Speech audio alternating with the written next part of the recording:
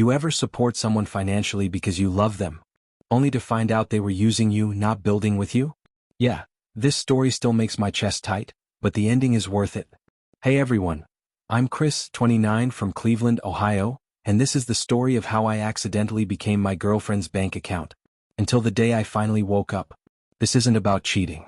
It's about money, control, manipulation, and the moment you realize love shouldn't feel like debt. Let's go back 3 years. I met Tara through mutual friends at a housewarming party in Lakewood.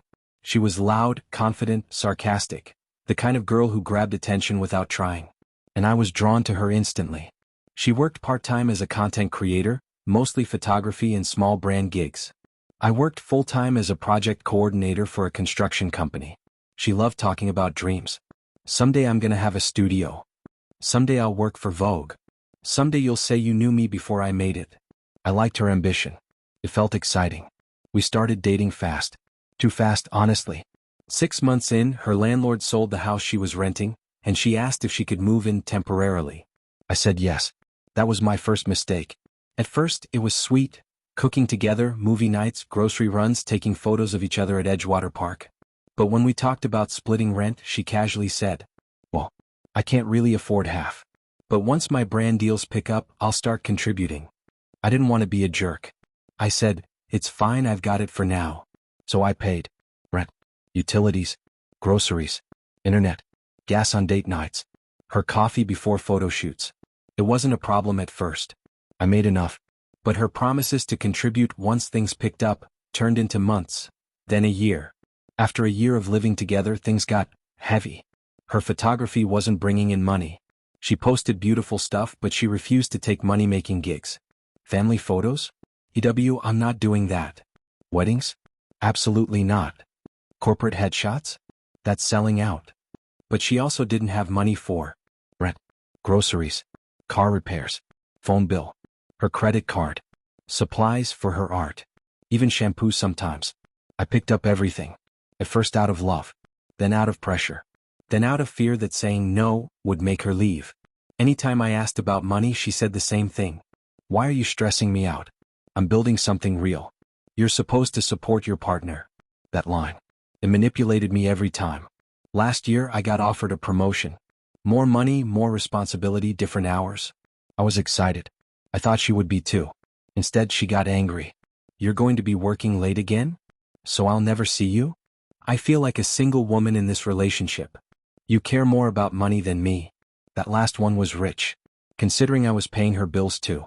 I said, "Tara, I'm taking this job so we can have a future." She rolled her eyes and said, "Stop talking like we're married. Money isn't everything."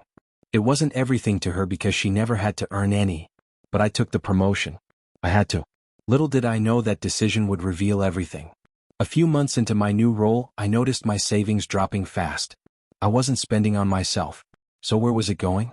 Then one afternoon, I got a call from my bank about unusual activity. Several purchases I didn't recognize.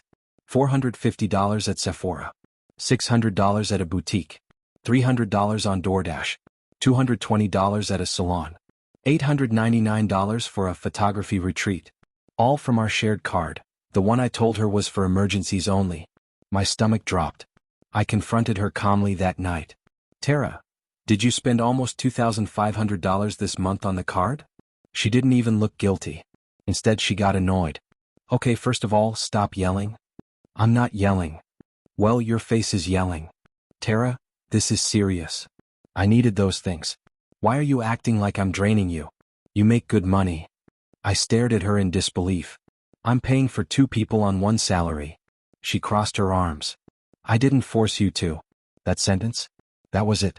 That was the moment my love turned into something else. Not hate. Just sadness. A deep, heavy sadness. 2 weeks later, I found the truth, not about cheating but something almost worse. She had left her laptop open on the table while she showered. I didn't mean to snoop. The screen just caught my eye. It was a message to her friend. "Honestly, if Chris stops paying for stuff, I'm screwed. He thinks we're building a life, but he's really just buying me time until I take off." Buying me time. I read that line over and over, like she was waiting for me to run out of usefulness. Then another message. "I'd leave if I had savings. He's basically my safety net." My chest tightened. My hands shook. Not because she wanted to leave, but because I realized I was never her partner. I was her financial plan. I didn't confront her. I didn't scream. I didn't guilt trip her. I went quiet. Very quiet. For 3 weeks I opened a separate bank account, transferred my savings, canceled the shared card, removed her from every subscription, stopped paying anything that had her name on it, talked to the landlord about separating the lease, packed half my things at night while she slept. I wasn't leaving cruelly. I was leaving cleanly. On the last day, I left the apartment keys on the counter with a note. She called me 14 times in an hour. I finally answered. She screamed, "Where are you? Why is the card declined? Why is the rent not paid?" I said calmly, "I'm done being your safety net." She went silent. Then she started crying. "Chris, don't do this. I just needed time. You don't understand the pressure I'm under." "No," I said. "I understand perfectly. You weren't building a future with me. You were waiting for a better one to come along." She tried bargaining. "I'll pay you back. I'll get a real job. I'll go to therapy." But I'd already seen the truth. Some people don't need help. They need consequences. She couldn't afford rent. Her friend wouldn't take her in. Her parents were tired of supporting her. Within 2 months, she was selling equipment, taking side gigs, and posting desperate promotional photo shoot ads for $60. Nobody was hiring her. Nobody was supporting her. She had to do the one thing she avoided for years: get a regular job. When I heard she started working at a cafe in Tremont, I didn't feel satisfaction. I felt closure. Because life didn't punish her. Life just stopped rewarding her for using people. A few months later, I met someone new. A woman named Natalie, a nurse with her own apartment, car, savings, and the most grounded, steady energy I'd ever seen. On our third date, she insisted on splitting the bill. I nearly cried. Not from the money. From the equality. From the feeling of being chosen, not used.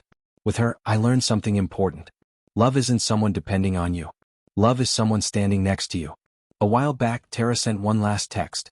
"Do you ever miss me?" I replied, "I miss the person I thought you were." She didn't respond. And that was the end. If you found this story relatable, hit like, comment your thoughts, and subscribe for more long-form storytime videos every week.